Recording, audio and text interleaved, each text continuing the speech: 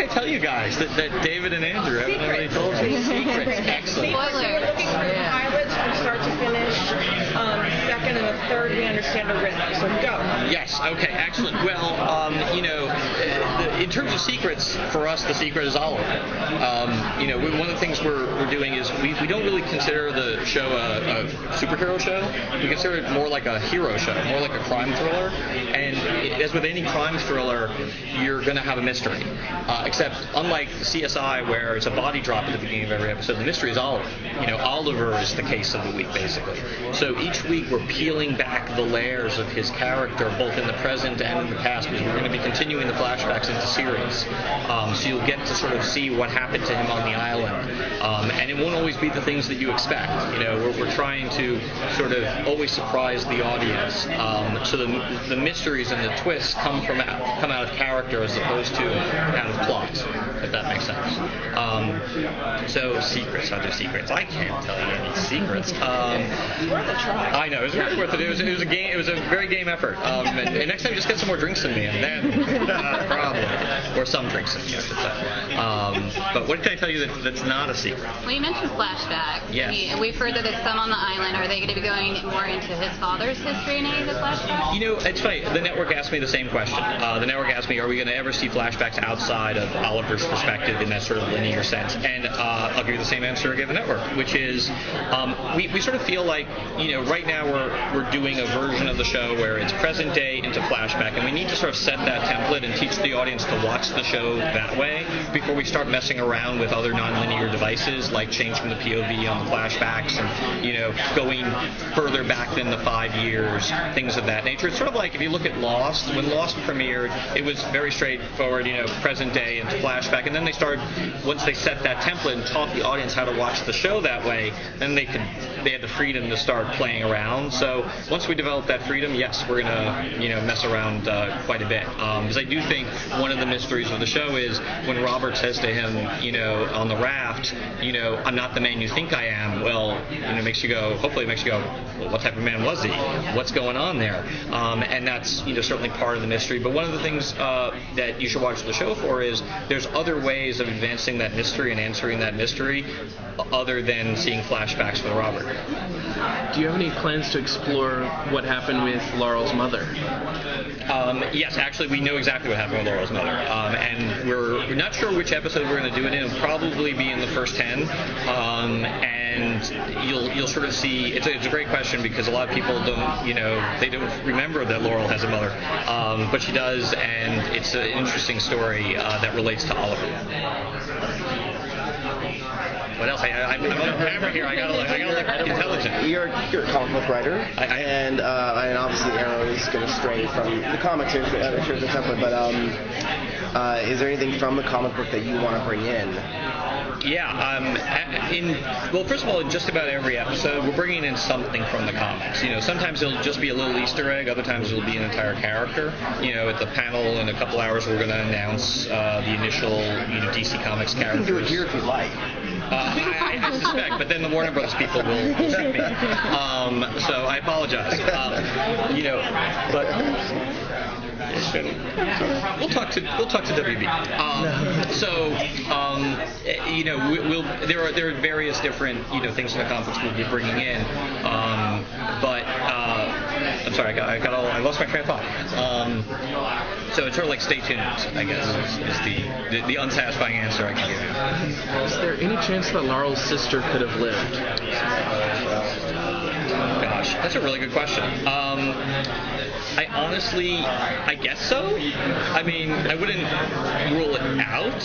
I don't know. That's sort of a damned if I do, damned if I don't question, because if I say there's absolutely no chance and we do decide to somehow reveal that she lived, but then again, it's been 5 years. That's sort of the thing that, we're always trying to remind ourselves in the writer's room that, for us, we're writing the flashbacks and it feels like present day, but we're always trying to keep in mind the fact that there is a real 5-year gap when we're doing those flashbacks. So all that time, all those 5 years needs to be accounted for, not just with respect to Oliver, but with respect to the people he left behind. Like when we talk about Laurel and Thea and Moira and Tommy, what were they doing during those 5 years? And sort of exploring that. you're clearly a fan of that actress, and you'd like to see her back. No, I was like, we didn't see a body when I was watching it, so. Interesting. I love the level of suspicion. I love the level of suspicion.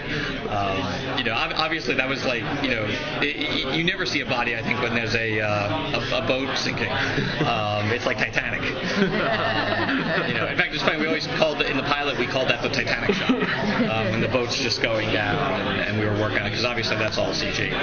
But I think the visual effects guys did a good job.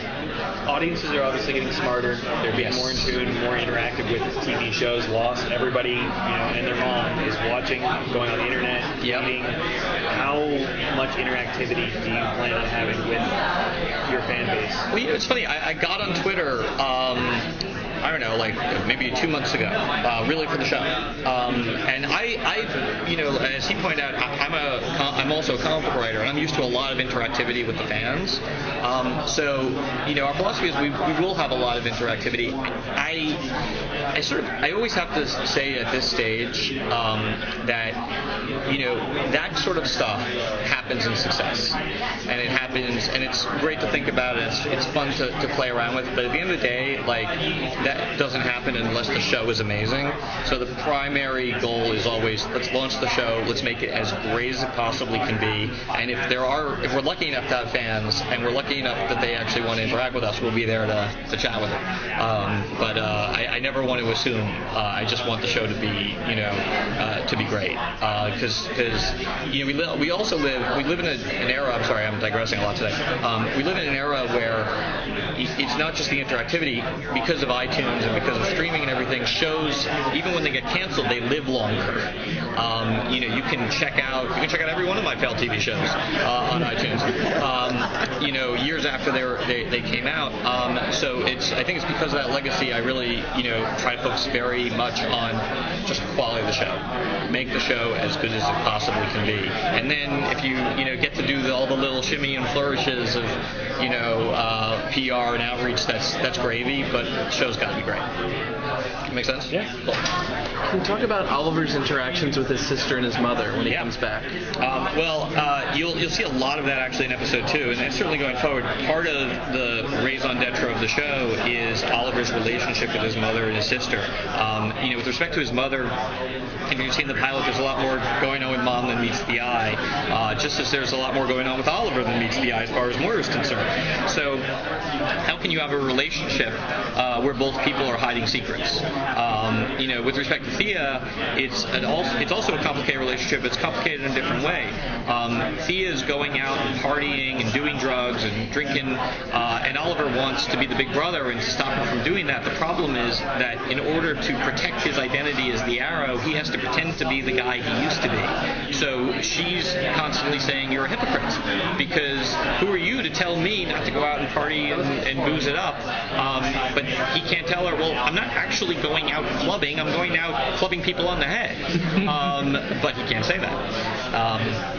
So it's that complexity. One of the things that is part of the DNA of the show is the emotional complexity, the emotional resonance of the relationships between all of the characters. And it'll start off with Oliver relating to Thea and Oliver relating to Moira, etc., etc. But as the show evolves and grows in series, we'll start putting other characters together. Like in episode 3, Moira and Thea have their own story.